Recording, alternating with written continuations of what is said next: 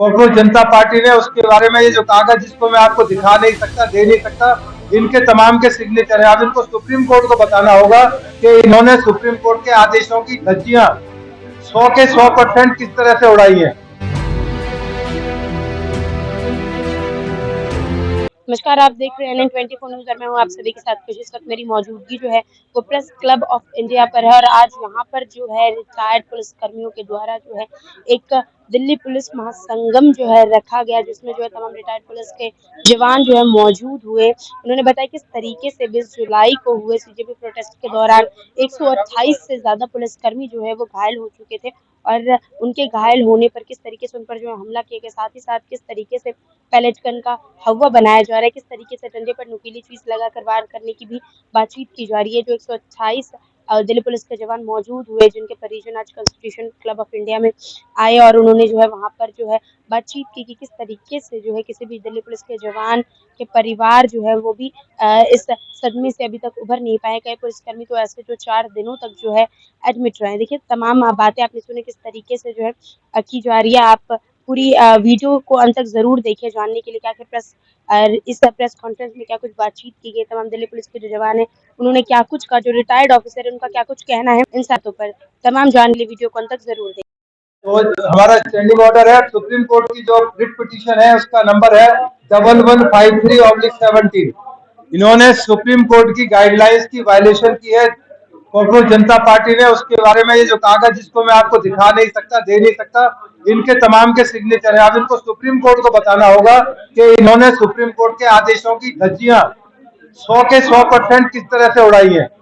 तो मैं आपको दोबारा किसी को बाइट चाहिए मैं दे दूंगा, परंतु एक साथ मैं इस बारे में नहीं दूंगा।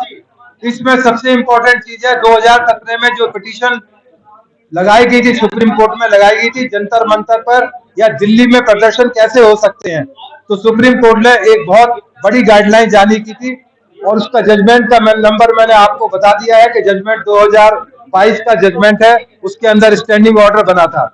उसमें सबसे इम्पोर्टेंट चीज है इसमें 22 शर्तें रखी गई हैं। जब भी कोई आप प्रोटेस्ट करते हैं तो 22 शर्तों का जनता पार्टी है, 22 कंडीशंस उनको फॉलो करनी थी जो सुप्रीम कोर्ट की थी, मेरी आपकी नहीं थी, ना किसी छोटी कोर्ट की थी। सुप्रीम कोर्ट की वायलेशन इन्होंने की है, वायलेशन क्योंकि इन्होंने खुद हस्ताक्षर करके दिए हैं कि सुप्रीम कोर्ट की जो गाइडलाइंस हैं उनको हम फॉलो करेंगे, उनको मानेंगे। इसलिए ये बुरी तरह फंस चुके हैं। कॉकरोच जनता पार्टी बहुत बुरी तरह अपने सिग्नेचर करके, अपने हस्ताक्षर करके, अपने अंडरटेकिंग देके ये बुरी तरह फंस चुके हैं। परंतु ये कागज मैं आपको शेयर नहीं कर सकता, कॉन्फिडेंशियल है, अभी जांच जारी है।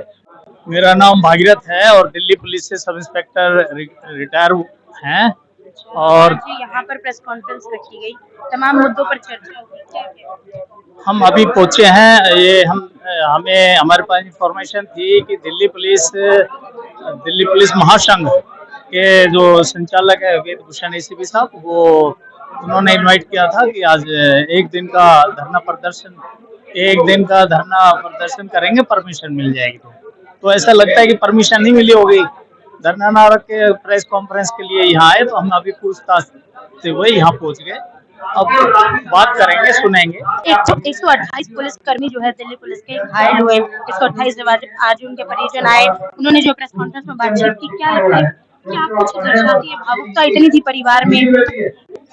देखिए, हमारे जो परिवार 128 पुलिस रिटायर हुए हैं, मैं भी उनमें से इसी फोर्स का हिस्सा रहा हूँ। जो बहुत ही कम बल इस्तेमाल किया गया है। अगर मान लीजिए अगर ये उपद्रवी पार्लियामेंट तक घुसने में कामयाब हो जाते तो पूरा वर्ल्ड हम पे हंसता। इस बात का अंदाजा लगा दिया अब कि इस वक्त हम उपहास का केंद्र होते। तो जो मिनिमम बल इस्तेमाल होना चाहिए था, दिल्ली पुलिस ने बड़ा संयम करते हुए लाठियां अपनी बदनों पे सही हैं। इनकी नादानियां आपने देखा होगा कि कह रहे आरएफ के जवान को कैसे उसको पीटा जा रहा था। तो बहुत ही कम फोर्स इस्तेमाल हुआ है और बिल्कुल देश का बच्चा दिल्ली पुलिस पूरी मजबूती के साथ खड़ी है। देश की एकता और अखंडता के लिए जो भी बन पड़ेगा बिल्कुल करेंगे। सर, इस तरीके से बता रहे कि जो डंडे में है वो कीले लगाकर फिर जो स्टूडेंट के ऊपर हमला किया गया, पूरा जो है इस तरीके से ये सब कलोल कल्पित बातें हैं। जब हमारे पास सरकार ने जो अपनी पकड़ाई, पिछली सरकारों ने पकड़ा रखा है, हमारे पास आंसू गैस के गोले हैं, हमारे पास लाठियां हैं। मैं उन परिवारजनों के साथ हूँ। मैं भी उसी परिवार का हूँ जिसने 37 साल तक वर्दी पानी है, कंधा से कंधा मिलाकर काम किया। और हमारे जवान ये जो है, मैं बताया, रिस्ट्रिक्शन ऑफ राइट्स एक्ट से जुड़े हुए हैं। कभी इन्होंने धरना प्रदर्शन नहीं किया, लेकिन परिवारजन जो हैं उनकी बात को आप, व्यथा को समझ सकते हैं, उन परिवारजनों को समझ सकते हैं, उन पत्नियों को समझ सकते हैं, बच्चों को समझ सकते हैं कि वो जब सोचते हैं अपने पिता के बारे में, अपने जो लड़ रहा होता है, सीमा पर लड़ रहा होता है। यहाँ देखते हैं पिक्चर क्या हो रहा है, लिंच किया जा रहा है, हमारे आरएफ जवान को लाश से मारा जा, गिरता पे जूते से मार रहे हैं, तो उनके दिल पर क्या बीतता है वो मैं समझ सकता हूँ। मैंने खुद महसूस किया है जब 18 जून 2009 को मैं खुद फायर कर रहा था एज एडीजी, मेरे परिवार की क्या हालत थी। आज वो फुटेज मेरी पत्नी देख नहीं पाती।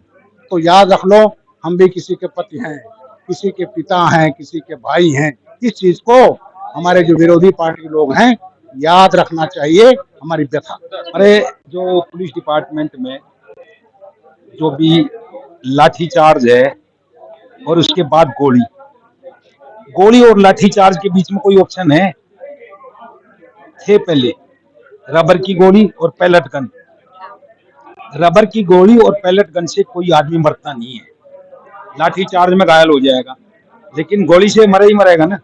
तो क्यों ना पैलेट गन और रबर की गोली का इस्तेमाल किया जाए। पैलेट गन क्यों बंद की? बहुत जरूरी है, पैलेट गन भी जरूरी है, रबर की गोली भी जरूरी है। मेरा क्वेश्चन गलत तो नहीं है? बस यही कहना है मेरा।